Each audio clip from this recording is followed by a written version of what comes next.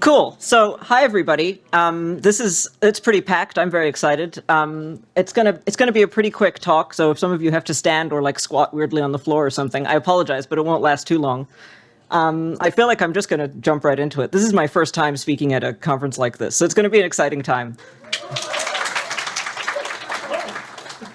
Cool. Awesome. So this talk is about how to fix everything and not die trying. But maybe that's not the best way to put that, because of the priorities it sort of implies. You know, it's like how to fix everything and then you might die, but let's try not to.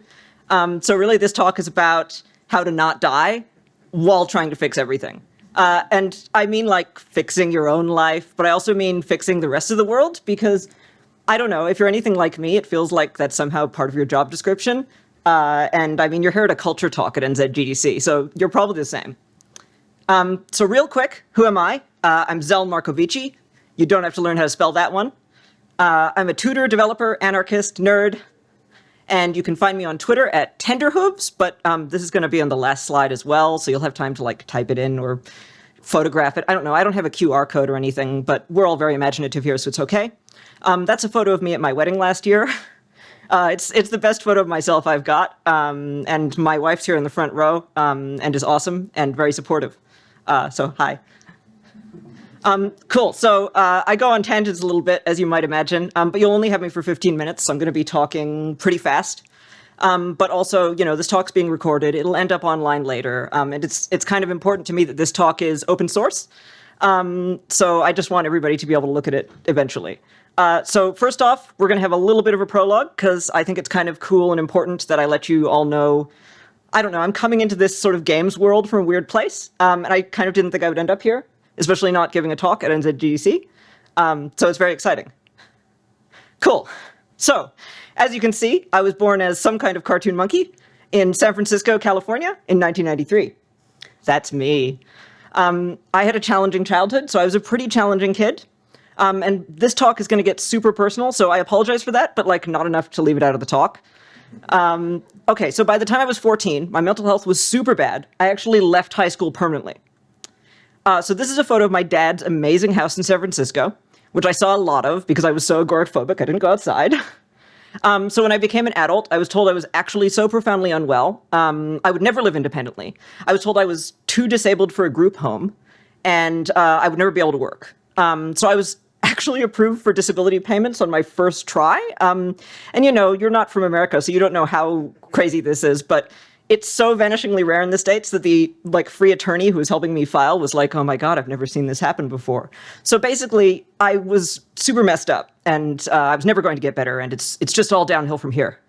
So if my doctors see this slideshow, they're going to be so embarrassed. Cool. So I fell in love. I cleaned up my life a little bit, mostly because of the love. Eventually, I moved to New Zealand in 2016. I did a little bit of contract work, which we'll talk a bit more about later. And I finally decided, okay, I'm completely ready for university. Nothing will hold me back now. I've got my sort of equivalency diploma. Dropping out doesn't matter. It's time. It's going to go perfectly. And then a week into university, I got diagnosed with cancer. But don't worry, everything is fine, because I'm in remission now. Okay, so there is a point to all this, I promise, because in this talk, I'm going to be giving you 6 simple instructions to fix everything. So surely if you just follow these 6 simple steps, everything will be fixed. We'll see how that goes. Okay, so here's how to fix everything number 1. You will never be ready. You can't perfectly prepare yourself, so just like start now.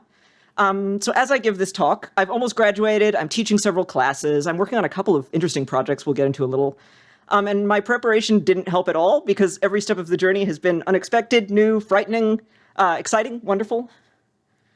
So let's talk projects real quick. When we're talking about our journeys as creatives, we necessarily start talking a lot about projects we've worked on. But the things we worked hardest on aren't always the things we're most proud of. So as an example, I made this tiny JavaScript project in 1 week that I called Finch Game. And it's a genetic simulator. These birds are like differently suited to flinging themselves at that branch. And they can pass on their traits if they make it there, and otherwise they super don't. So it was just a fun little project that never went anywhere. But when I go back and think about Finch Game, and I do it all the time, because when I made it, one of my friends who's a school teacher in the States was like, oh my God, can I show this to my kids to explain Darwin's finches and like what we know about evolution? And I was like, yeah, obviously. And then like the kids loved it. And because I have this problem where I want to fix everything, which means everyone needs to understand animals and how great they are, that makes it like 100 times more valuable than anything else I've done. But I do have some other projects I've worked on. Funnily enough, they're really like, a couple of them are value-driven games about birds now. This is now a thing that I do. I don't know, it was an accident. But one of the other best projects I've worked on was this 2 Python games for iPad. That was a whole thing. And they were developed for a vet center that has a really mouthful name, but I'm going to try and just say it all in one go. Central Energy Trust Wild-Based Recovery Center. So that's up in Palmerston North. You can play these games on iPad. I got to code a couple of games about the Department of Conservation and like what it's like being a wildlife vet. They're educational, they're cute, they're simple, they're fun. And you can still play them. And what made them so exciting for me was that not only could I see like really clear ethical values, but I got to design a lot of the actual mechanics because I was sometimes sort of the most technical person in the room. So here's this kind of investigating a crime scene thing if your kiwi's eaten by a ferret. And then here's like, I made some touch controls where you swipe to like draw blood into a syringe. I was really excited about this. So I was the only coder involved. It was a weird little project, but it meant that I had like a huge amount of freedom. And while we're talking about like being on tiny teams, I have to sort of take a moment to shout out game jams. So anyone can participate them. You get to take this single idea as far as possible in a really short time. I know everybody says you should do game jams, but I'm going to say it too. So you get comfortable with the whole process of developing a game. You invest so little time, and you get this like very satisfying kind of instant feedback loop because the process is so quick. So this is Flat White Mage. It's a game where you shoot coffee and milk out of your hands. And this is Mater Deranged. It's about trying to cook a recipe, but you have none of the actual ingredients they want. So you just sort of like approximate flavors and you hope it turns out okay. And this is kind of how I feel standing up here and giving a talk to everyone, actually. But I think these are perfect examples of like weird little projects that give you a huge amount of control. And you can experiment with like what's fun and what's valuable in this space where your failures don't matter. So that brings me to how to fix everything number 2. Weird little projects might be where you thrive. The amount of experimentation you get to do in these roles on small, strange teams, or even as a solo developer, it's unlike anything else. It's not always where you make much money, but you need something to get you up in the morning. So what actually gets you up in the morning, and how do you figure out how to incorporate that into your work? I've shown you a couple of projects that have what I always think of as direct value. It's really easy to see how they might be used to educate people on something, or the message is really clearly expressed in the work. You can actually kind of follow my thought process, like animals are great. I'd like more people to respect animals. So I made some games about caring for animals. Like many sort of educational games are going to have kind of this flow chart where there's this particular message that you're trying to express, and then you have to figure out how to do that in the bounds of the game. Except there's all sorts of work you might be doing that's valuable and that doesn't fit into this framework. There's like uncountable ways to create games that have a positive impact, and I don't even know how to refer to it. So I absolutely don't have the ability to cover it all. But one really cool example of how you might take your values into making games is the studio Motion Twin. If you haven't heard of Motion Twin, you might have heard of their most successful game, which is Dead Cells. It's a really wonderful game. It does express a lot of interesting values throughout the narrative, but that's not what brings me to Motion Twin at all. Motion Twin is a worker co-op. The way they describe it is there's no boss, every worker is equal, and they all take home the exact same salary, as well as having an equal say in decision-making. So they've been able to stick with this really strong expression of their values by keeping their core team extremely small rather than pushing for this endless growth. And so this is a value that they express through their practice, not necessarily through the messaging of the game. That idea that they've found a value that is more important to them than endless growth is a really cool concept, but they probably didn't fall into running a radical co-op. There were like endless discussions that got them there. And so their flowchart was probably a lot more complicated than mine, and that might be more like what yours look like, you know, when you set out to make something that's really values-driven. So to start exploring what is most important to you, you can consider using tools like value decks, act values, value sorting exercises. You might not have heard of these. And there's about a billion different flavors, but there's lots of free versions online. So if you've never seen one of these before, search something like this on DuckDuckGo, or Google if that's your thing. And usually they'll take the form of these sets of cards. You sort them into priority lists, and you sort of compare them to each other with the goal of figuring out what core values are most important to you. And then you get to ask yourself, okay, well, are my actions actually aligning with those values? Which is the hard part, because you can think all the nice thoughts in the world, but you have to actually incorporate it into your practice too. I think this is so massively important to figuring out who you are and what you want to do that it's how to fix everything number 3, find your values. Once you know them, you know what you're working towards, and nothing else will matter. But while we're on the topic of projects and what matters, in this industry, we're kind of always talking about burnout, and I don't want to spend too much time on it, but we kind of have to take a quick second. I actually don't even like calling it burnout, because I feel like the way we use that word is very soft. So let's call it what it is. This is overwork, followed by crushing stress and nervous breakdowns. So this can destroy absolutely anyone, but if you're like me and you've kind of played mental illness bingo, it'll put you in hospital if you're not careful. And we talk about nervous breakdowns like they just happen up in the brain and not in the body. So if you're like me, you try to work straight through them and you're like, okay, well, everything's going haywire up here, but I can just kind of go through life and it'll all be fine. But your brain and your body aren't actually meaningfully separate things, and overwork harms like the whole thing, from your muscles to your heart to your ability to sleep. So, okay, I'm here to tell you there's one treatment I found helpful, and in fact, it is how to fix everything number 4. Stop giving 110%. Seriously, in fact, give like 60%. So a project will never get 110% out of me again. And by strategically doing less work than I feel like I need to, I give myself time to breathe, eat, sleep, and unwind. This isn't easy, especially when you're working towards your values and you want to fix everything. And people might keep telling you that you need to give like everything you've got and then some more in order to fulfill your dreams, but they're totally wrong. So my dream was to make games, and that is still an attainable dream. But you may have noticed the games industry is not easy for people who will die if we work constantly, which is everybody. But there are alternatives. You just kind of have to find them. So you might end up working in a different industry entirely, but having time for development on the side because it's more forgiving. A lot of people will tell you that your work has to be something you love, but the fact is that sometimes the work you love has ridiculous expectations. So there's no shame in having the work you can tolerate, and that gives you enough free time to do your own thing. And we're complex human beings, so sometimes you can love multiple fields, and you pick the one that's kindest to you, and that's awesome. If you're making games for a living, maybe you can work for a game studio with good priorities. They are out there. There's a couple of them here at NZGDC. So more and more studios are beginning to see the value in not destroying their team members, and we can only hope it continues. So just last night, this is a rapidly updating set of slides, I heard that both Balancing Monkey Games and Artifact 5, who are both represented here, have switched to a 4-day work week, which ties in really nicely with that idea of giving 60%. And if you're lucky, you can even string together those weird little projects I mentioned. So my wife was a freelancer for years, and the worst part is doing your own taxes. And it's even worse if you're me, because you're an American citizen, and then you have to pay taxes twice, even on New Zealand income.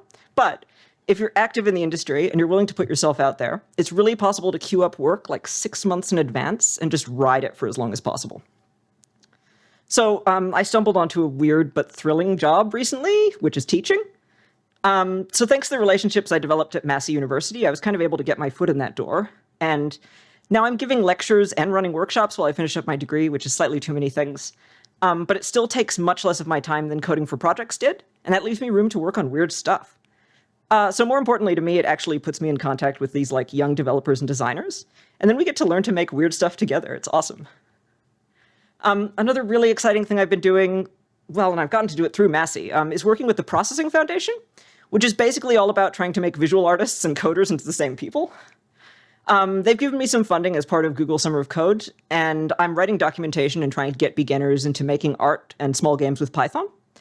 So this is really important to me. It's kind of about empowering more people to understand development and participate in it. And so it's energized me more than pretty much everything else I've ever done, which is because it's really in line with my values. So even when I'm doing lots of weird, tiny, disconnected things, it feels like I'm fulfilled in like making a difference.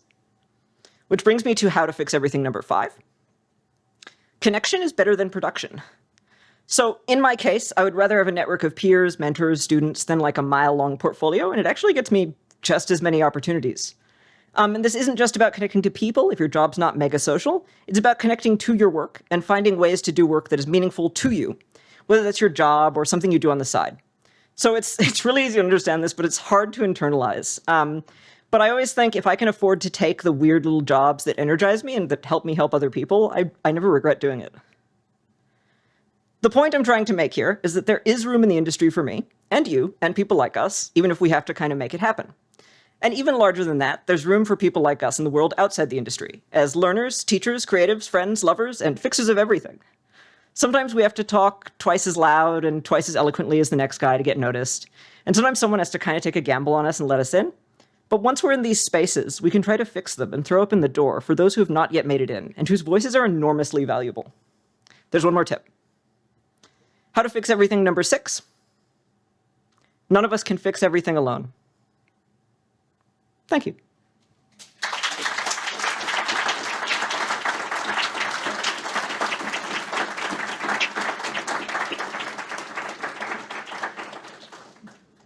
How's my time looking? Well, basically, you have 1 minute on the clock, but we also have a bit of a gap before the next panel, so we have time for a couple of questions. Yeah, if anybody has any questions, that's awesome. I would love to answer them. I don't know. It's a mystery. But if not, that's also totally fine. I know how it is. Also, I super don't have the app, so if anybody asks questions on the app, I'll have no idea.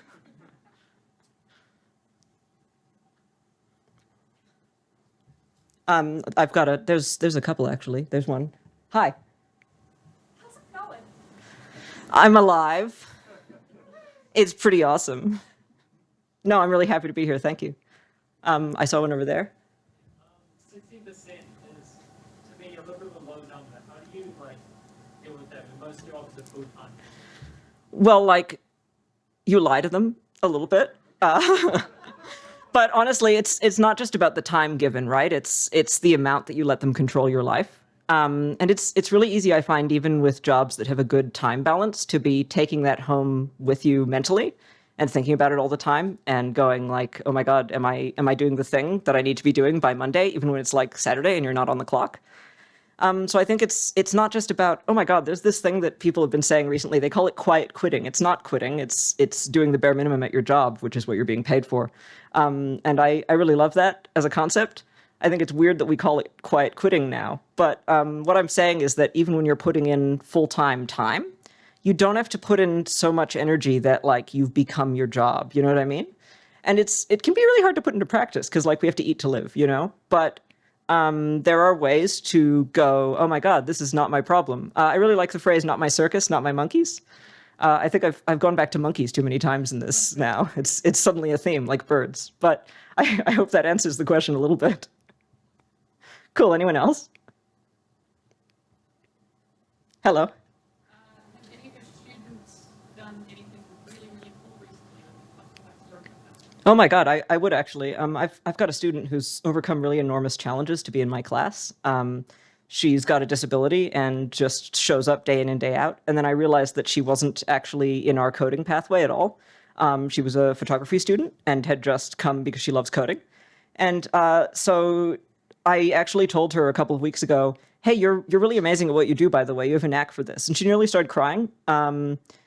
Because she's dropped all other classes except for mine and is trying to go into a coding field, and it's like a big, scary plunge for her. And I think that's going to carry me for the next couple of years. That's just an awesome interaction to have. But I mean, that's the thing. They're doing awesome stuff every day, right? They're figuring out their own errors and making cool art. It's really amazing. Cool. You guys are awesome. Thanks for laughing at some of my jokes. That was my big fear,